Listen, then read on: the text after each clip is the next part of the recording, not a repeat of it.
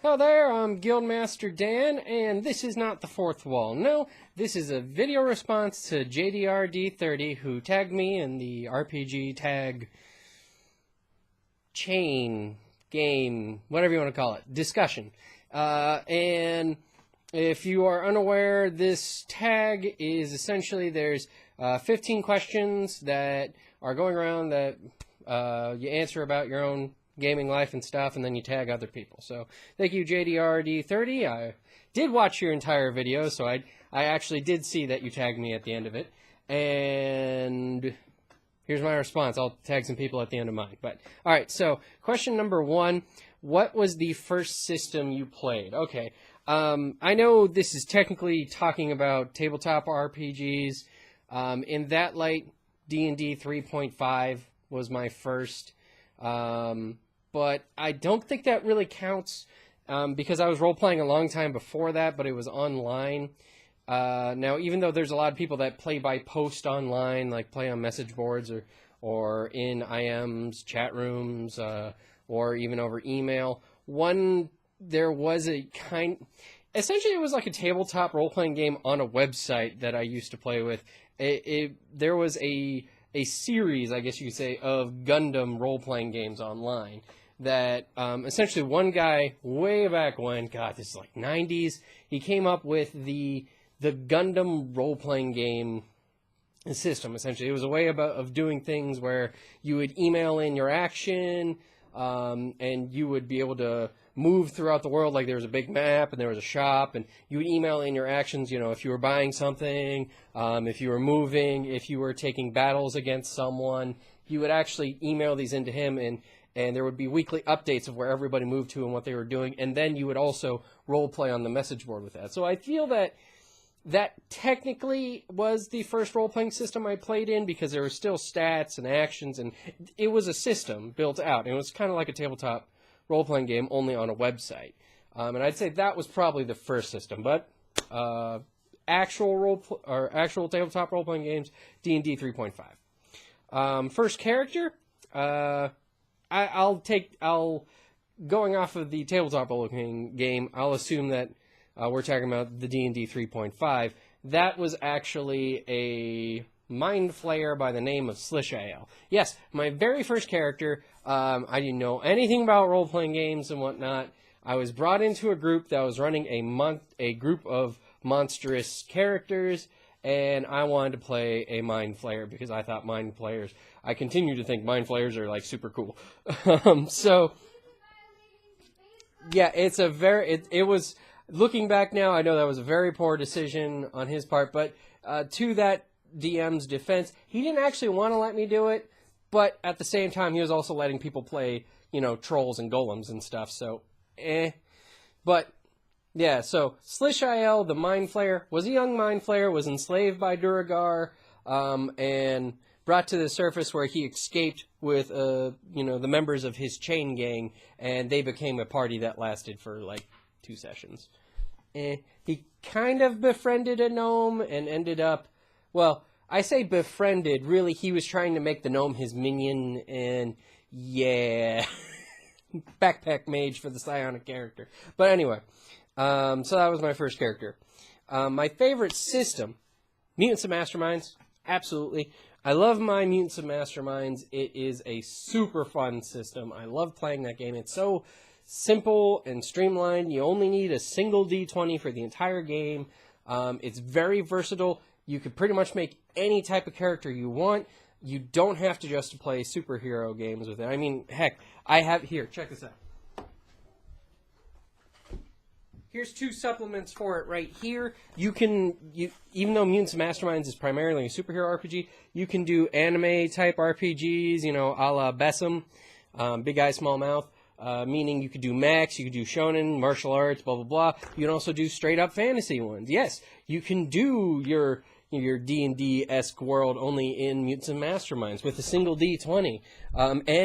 Even though there are character archetypes in here for the people who like classes, you can still make custom characters. And because it's a point-buy system, you can really make anything. And it's just...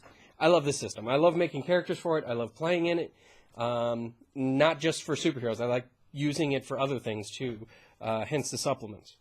The favorite character you've played, PC for player or NPC for GM. So I've done both, so I will give you two. So my favorite character as a player character, without a doubt, is Roland Hightower, which some of you have already heard about in my Tales from the Tabletop episode about the fall of Roland Hightower. Now, the reason why I like Roland so much is, I've talked about this a little bit already in that episode. Roland was inspired by Jack Sparrow, essentially just that he's eccentric. Essentially, he's a ship captain of a spaceship and is exceedingly eccentric. Pretty much, he is borderline without impulse control. Pretty much, he just doesn't see a point in not doing what he wants to do. He's very big on freedom, very big on doing what he wants to do in any given moment. He can understand when he needs to, because either he's in danger or something like that. He's not insane. He's not like Deadpool, but he will follow what he wants to do. He's not... He's impulsive, but he's not overly selfish, because he will fight for other people, but his freedom is probably the most important thing to him. And I loved playing him because he was just so much fun to play. He's the type of character where if you get drunk, role-playing him only gets better. And for NPCs, let's see. My favorite NPC to run. All right. Hey, my video. My video. So, Guild Mouse wants me to say my Inquisitor from my year-long Dark Heresy campaign, Inquisitor Persephone Domina, because she is amazing. Essentially she's a super old lady, like 300 years old, because in Warhammer 40,000 you can do that sort of thing. She's like 300 years old, super old lady, never took rejuvenative stuff, or rejuvenation procedures, whatever. She's just really super old, and she's a super strong telepath who continues to be an Inquisitor. She's a Puritan, and she was inspired by the captain from the anime Vandred. So if you're familiar with that character, you have a general idea of what being with Persephone Domina was like. But that's actually not my favorite. One of my favorites, yes. But my favorite NPC to run is from my superhero games that I ran at the Role-Play-a-thon, at the Penn, Ohio Role-Play-a-thon, which I've mentioned before. The character known as the Solipsist. Now, the Solipsist is the master of time and space.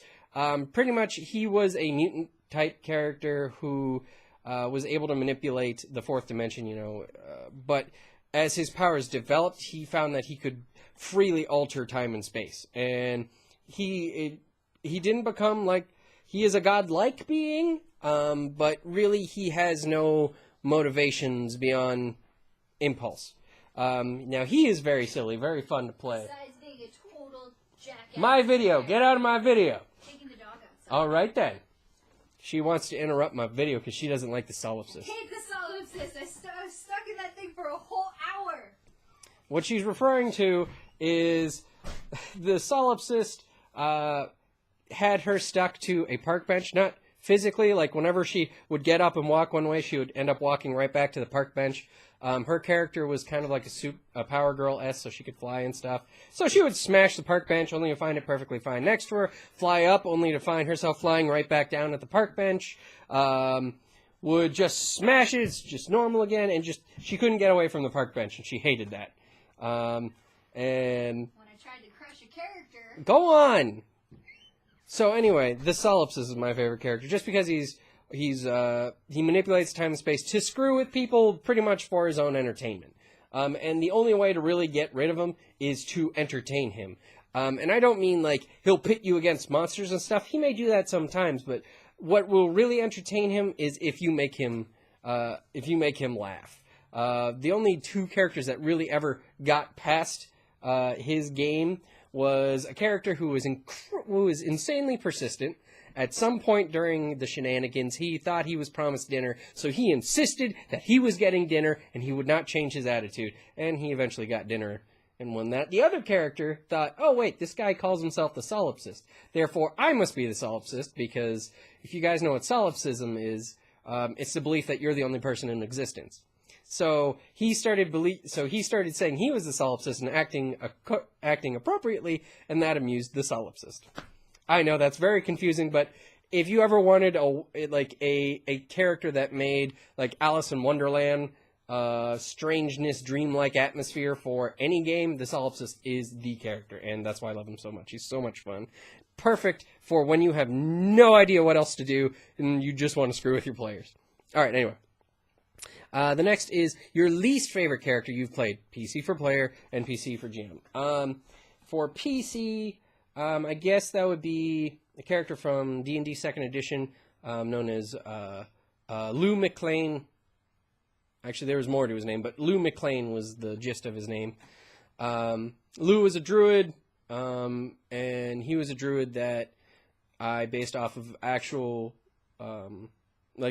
Celtic druids, where he was a priest, but he actually catered to whatever god people worshipped. He was a spiritual being, and he had a patron deity, but he still worshipped the other gods and catered to them. So, like, if he was in a dangerous position, he might also pray to the god of death, or if he was invoking power or something, he might not just pray to his patron deity, but also to another nature deity, so on and so forth. He could cater to multiple gods, and he worshipped them. And he would often bicker with a paladin in the party about how you can worship multiple gods instead of just one.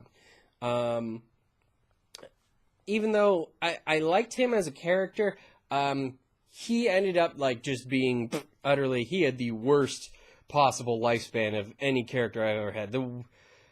Even one of my characters that I like a lot, who died 7 sessions in a row and was brought back by his cleric girlfriend, even he didn't have it as bad as Lou McLean.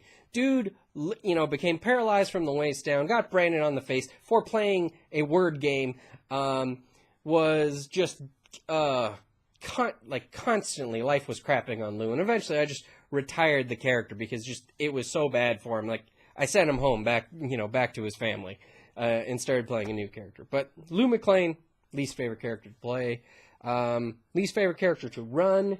I don't really have a least favorite character that I didn't like running. I've had characters that were challenging to run, either because they had word ticks that were hard to do,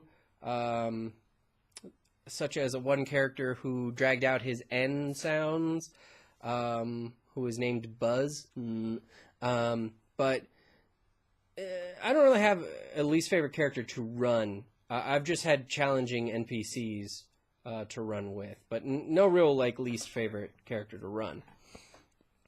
Next question is your favorite world. I would say my favorite world would have to be Warhammer 40,000. I don't really like... I like a lot of settings, but mainly I like a lot of things from settings. Out of settings that I just like as a whole, I like Warhammer 40,000 a lot. It is a little dark, but in the right mood, that's awesome. It's so action-packed. It's got a very distinct feeling to it. It's very expansive. You can tell any story you want to tell in Warhammer 40,000 because it's just so expansive and so all-encompassing. It has a lot of cool fantasy ideas in the sci-fi setting, and I'm more of a sci-fi guy than a fantasy guy, even though there seems to be predominantly, fantasy spin to tabletop role-playing games, understandably. But I like the fantasy elements or the fantasy or mystical elements inside of my science fiction. It's very expansive. I love the different races and different factions in it. It's awesome. I love reading it. I love playing it. I love running it. Awesome setting. Also, as a bit of a side, Warhammer Fantasy can technically fit inside of there, so I'll count that as a 0.5 favorite, because Warhammer Fantasy is similar and super cool, and I love my Skaven. Your favorite die? I'm going to say percentiles. Just because I like percentile systems where, you roll underneath your stat for trying to, accomplish whatever it is you're trying to do.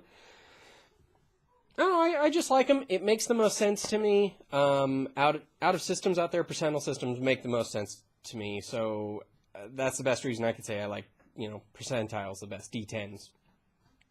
Otherwise, D2s, because I do a lot of high or low in when I'm running a game. But one of those two. Miniatures or theater of the mind, I have already answered this in a previous episode, which I'll put down the doobly-doo for sake, and that's whether or not to use miniatures. But I very much prefer theater of the mind. I feel that miniatures can take too much of the focus away from roleplay and encourage metagaming. It kind of, for people, some people have a problem when some gamers have a problem when they're playing with miniatures that they can't stop themselves from metagaming, that they get into a more board game mindset, that they start thinking about things tactically, and they start acting off of information that they know versus what information their character knows. Now, that being said, miniatures, I see the appeal in them. They can be very cool. They help clarify some things, especially for if there's large scenes going on or complex scenes going on, they can clarify things. But I don't really care for them. I don't like using them myself. I'm strictly theater of the mind unless they are going into a particularly complex battle. Like once I had a big climactic battle with 3 different parties involved. It was a 3-way fight. And in that fight, yeah, I went ahead and I had miniatures just so they could, visualize how it looked. Because there were 3 different parties with different motivations. So it was a 3-way fight. It was, yeah, in complex fights or in large battles, I can see the use of miniatures. And that's really the only time I would use them. I may draw a map to clarify a scene or a location for people, but otherwise I stick strictly to theater of the mind because I like that a lot more, and I think it keeps people more focused. Let's see. Your worst critical glitch or failure in a game. I'm going to go early again. Let's go back to Slish.io. Slish.io only lasted for 2 or 3 sessions, and that's because I mentioned that he had befriended a gnome. They went to a tavern, which, looking back, that doesn't make any sense. But they went into a tavern and sat down, and Slish.io never had alcohol before, because he eats brains, because that's what mind flayers do. And the gnome's like, "You've never had alcohol before. We got to get you something." And Slish.io was like, "Very well, I will try this." And the gnome, naturally, he goes to the bartender and says, "Give me the strongest thing you have in the house." And the bartender pulls out Dragon's Breath Fire Ale. And it was well, actually, no, I take that back. That isn't what it was first. First, he just got him like whiskey or something, which Slish.io shot back, and that got him drunk real fast. He's never had alcohol before. So, boom, drunk. So when he said, "Hey, what's the strongest thing you have in the house?" "Dragon's Breath Fire Ale." "Will you drink it?" "Sure." Because I'm drunk, I don't care. So he gets some Dragon's Breath Fire Ale and he drinks, and I have to roll a save because apparently you have to roll a 30 to keep from being damaged by this. Well, I critical failed, and Slish.io melted from the inside out. That's the worst critical failure I ever had. The best, let's see here, best/favorite critical success in a game. Okay, I haven't had a lot of strictly critical successes that I remember very well, because I remember moments more than actual dice rolls. But I can think of a couple from a relatively recent game where I'm trying to remember the name of the demon. There was a demonic incursion into the world. Essentially, all dead were waking up, and the world and all the living were being wiped out because the demon world was being merged with the living world, and I can't remember. Orca. Hey, do you remember the name of the one big demon? Okay, so I don't remember the name of the high demon right now, but all right, a high demon was coming through. It was one of the big ones from classic D&D, but he was coming through. He was merging the worlds, and we managed to use fly spells and a magic carpet to fly up to his like corrupted life tree. We ended up crashing because of a nullification field, blah blah blah. We ended up climbing our way up the life, or going through the insides of the life tree, going up, and probably the best critical success I can actually remember was we get to the top chamber, and we meet a zombie lord, who is his high priest, who has a staff that there's an actual name for the staff, I don't remember, but it was a black staff that literally it shot death magic. If you got hit with it, you died. And I'm playing a lawful good thief by the name of Gideon Lockhart. No, I'm sorry, Gideon Locke, not Gideon Lockhart. Gideon is a lawful good thief. So he wants to protect his friends. He wants to save the world. He is not a sniveling coward like a lot of thieves are. He is not a sniveling coward. So he does his part. He charges in and does the best thing he could think of at the moment, and charges up with a short sword and strikes to disable the zombie lord. And natural 20. Boom! That death staff goes flying over there. All of the enchantments that was pinned on that drop, and the rest of the party slaughters that zombie lord on the spot. They recover that staff. They wrap that thing up. They recover that staff, and they go up to the top of the life tree where the demon's avatar has manifested. And I was playing two characters in that party because everybody was actually running two characters in that one, because it was two different generations of characters came together to do this. And my other character, which was a ranger who was particularly strong for a ranger, he was like fighter strong, he had like an 18 strength, and he would use two short swords, and he could mess people up with those two short swords. Well, he goes up to the demon avatar because he was super brave too, and I got two critical successes on each one. Wha-bam! Wha-bam! Took out like a fourth of this avatar's health. And all right, this is the really cool thing, that actually, even though that was cool, it was actually even cooler than that, because we one-rounded this demon avatar. This big, badass demon avatar that came through, we one-rounded him because three people had critical successes and dealt damage over 100, or did, over 100 HP of damage, and the last person, which was actually Guildmaster's character, which was being run by another person at the time, had I believe it's called a cold steel sword, which struck the final blow, and we one-rounded this demon avatar, and boom! I'm pretty sure we crushed a little bit of the DM's soul right there.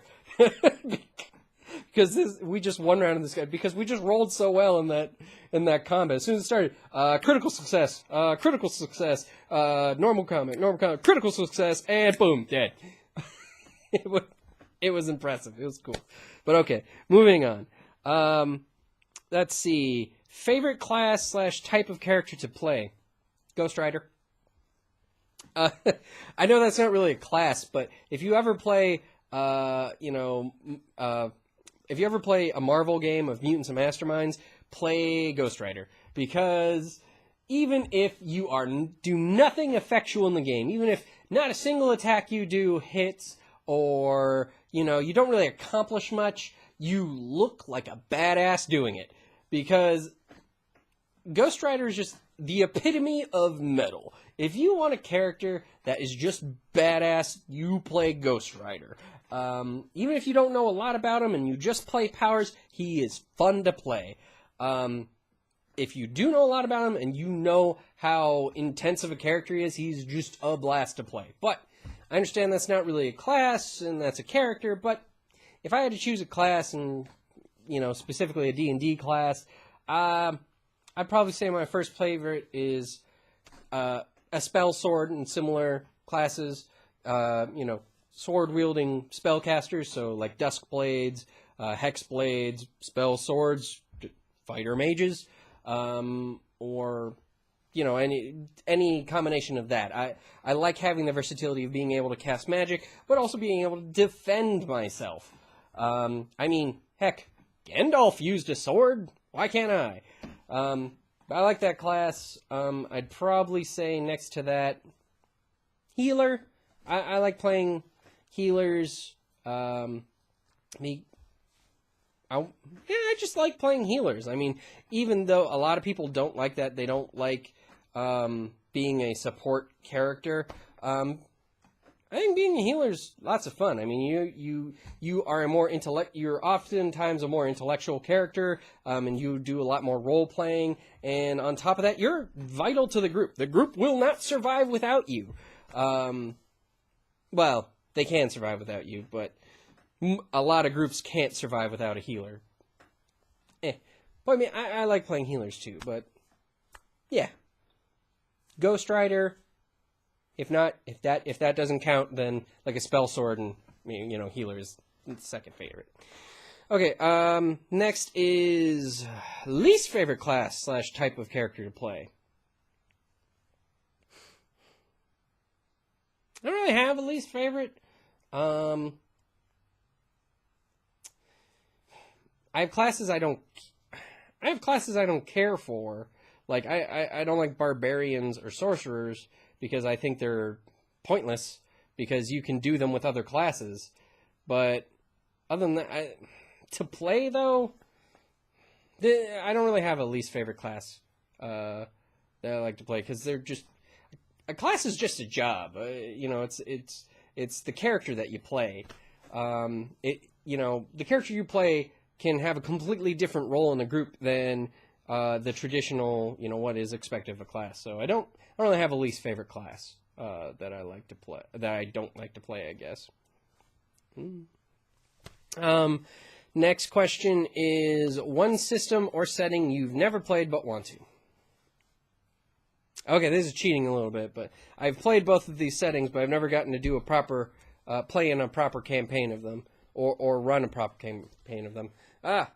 Call of Cthulhu, especially if it's set in the 1920s or 40s. I want to play it. Alternatively, Numenera, really cool setting, lots of cool things in it. I've run it at a couple of cons. You know, just the intro adventure, but I've never gotten to do a campaign, and I want to play this.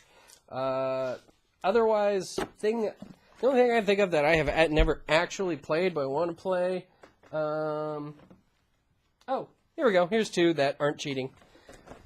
I would like to play Mechaton. It's a really cool system, but I haven't actually gotten to play it yet.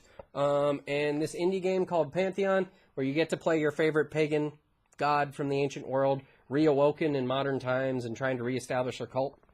Cool idea, would like to play it. Yeah, then, if that's not enough games for you, we can invade my shelf again.